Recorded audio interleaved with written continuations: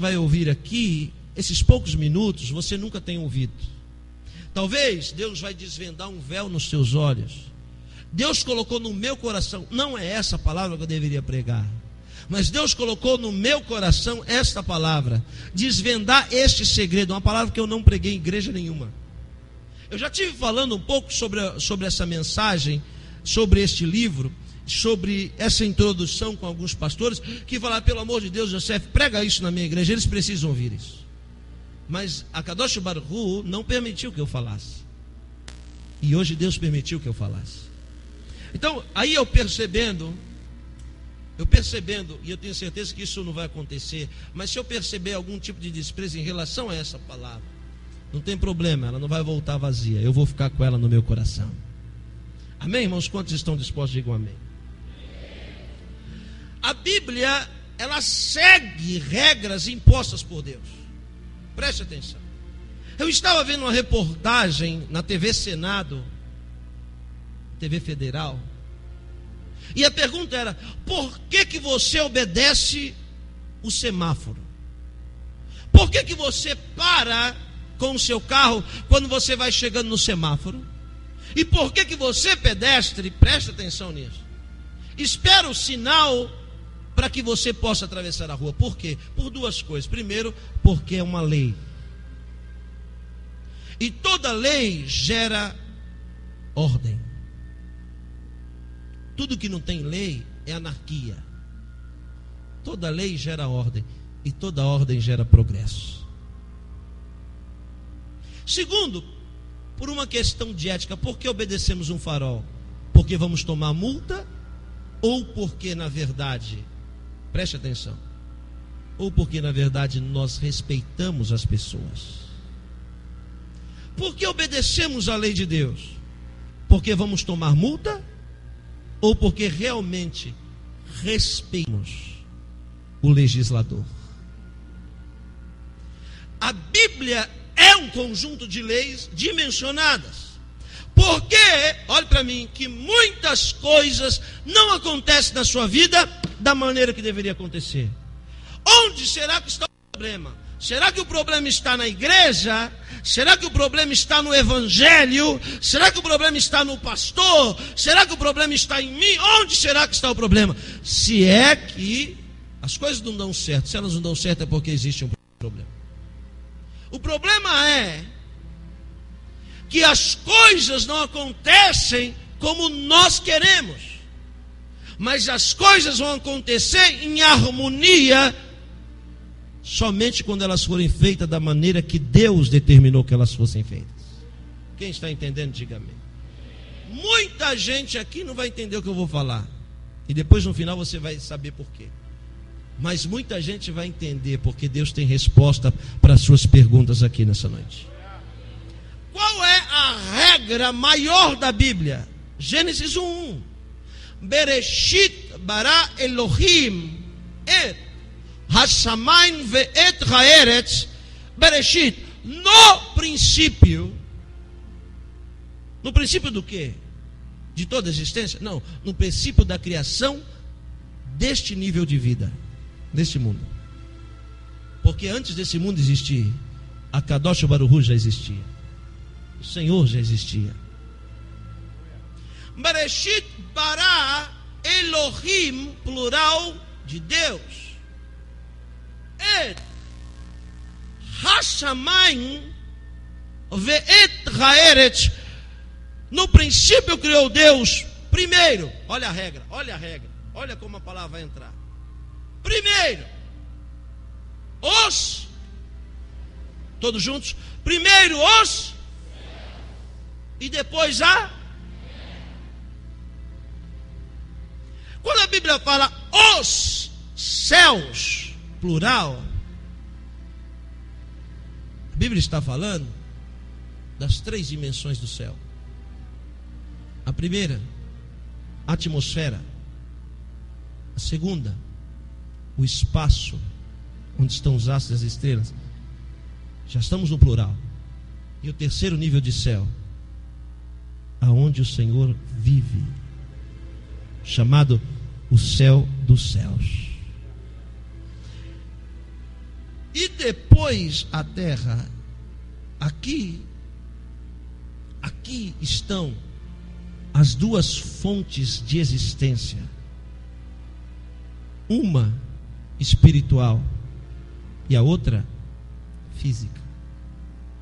Os céus primeiro e depois a primeira fonte, os céus. A segunda fonte de existência, a terra. Tudo que existe, visível ou invisível, só pode vir dessas duas fontes. Ou vem do céu, ou vem da terra. Não existe como alguma coisa que existe vir de outro lugar.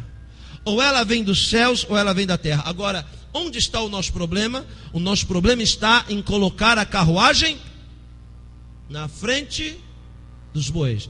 O nosso problema está em inverter a lei de Deus. O nosso problema está em querer fazer as coisas do nosso jeito. Esse é o maior propósito de Satã. O diabo quer que você não siga as instruções. Por quê? Porque se você toma um remédio e segue as instruções, você fica curado.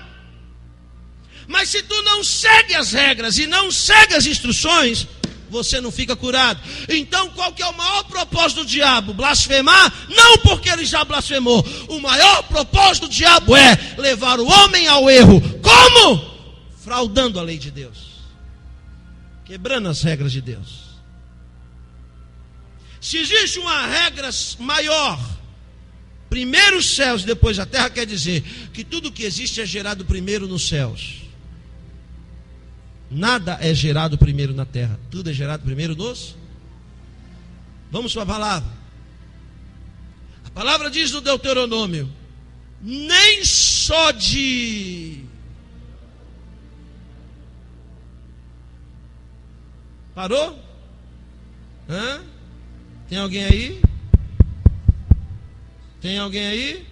Tá bom, só os pastores sabem o versículo. Tem que parar de ler tititi, viu? Caras, para de ler caras. Caras, tititi, 4 rodas não leva ninguém para o céu, não. Tem que ler a palavra. Preste atenção, está escrito: só de pão viverá o homem, vírgula, mas o homem viverá de toda a palavra que sai da boca de Deus. O que isso quer dizer?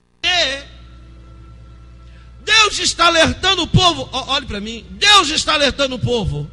Vocês não podem inverter a regra ou a ordem cronológica das coisas, porque hoje as pessoas estão querendo o Senhor por causa do pão.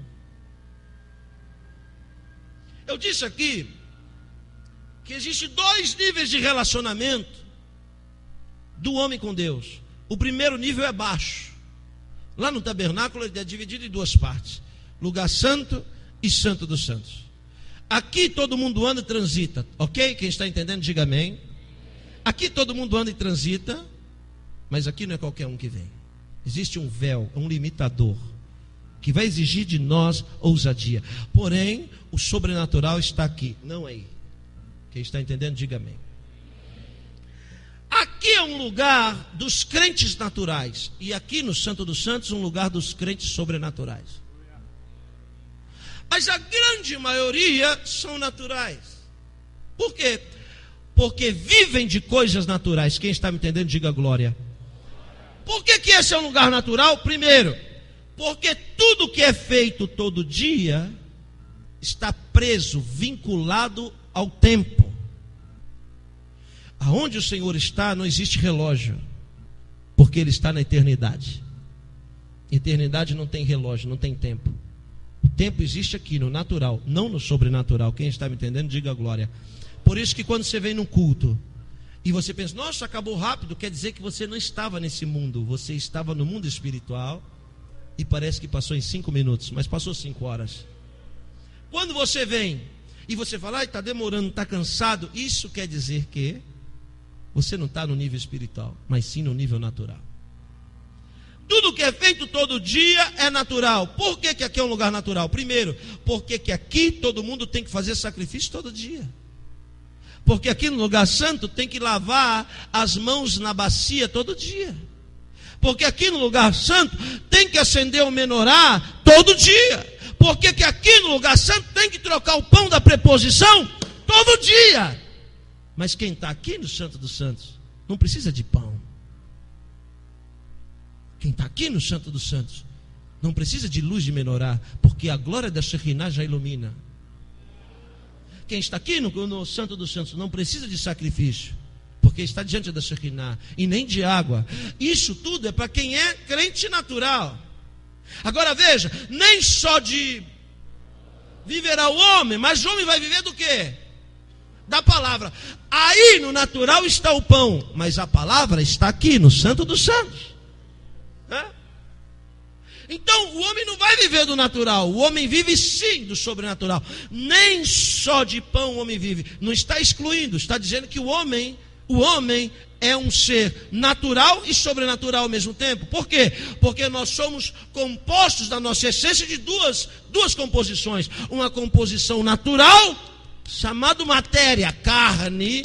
Essa é vinculada ao tempo, essa é vinculada ao calendário. Um dia ela acaba, se desgasta e volta para a terra. Mas o homem não é só carne, o homem também é espírito. E esse não envelhece, esse não se desgasta. Aleluia, esse não se defrauda, esse é eterno. Então preste atenção, se somos bicompostos na nossa estrutura, quer dizer que nós não vamos viver só de pão, porque quem vive só de pão não tem todo o suprimento. Nós vivemos também de pão, mas não só de pão. Nós vivemos de, agora, isso é essencial, mas sim de toda a palavra que sai da boca de Deus. Quando a regra céus primeiro e terra depois é quebrada, é impossível da gente viver o sobrenatural. Você se lembra de Jesus? Jesus chegou no vilarejo, pastor Larry, chegou lá no vilarejo, tinha uma multidão esperando ele. Uma multidão de pessoas esperando Jesus. Quando Jesus desceu do barquinho, veio alguém, bateu no ombro dele e disse: mestre, nós estamos te procurando faz 2 dias, desesperadamente. E Jesus, conhecedor dos corações, como conhece aqui nessa noite, olhou para a multidão, olha a mensagem que Jesus começou a pregar. Quem aguenta um negócio desse? Eu sei porque vocês estão me procurando faz 2 dias. Olha a mensagem dele. Eu sei porque vocês estão ansiosos em me ver. Sabe por quê? E o povo, por quê? Vocês estão me procurando não é pelas palavras que eu digo, mas é pelos pães que eu multipliquei. Ei, pastores, igreja, o homem não vive de pão. Não é pela minha palavra que é de vida eterna, mas é por causa dos pães. Sabe o que aconteceu, irmãos? Saiu 1,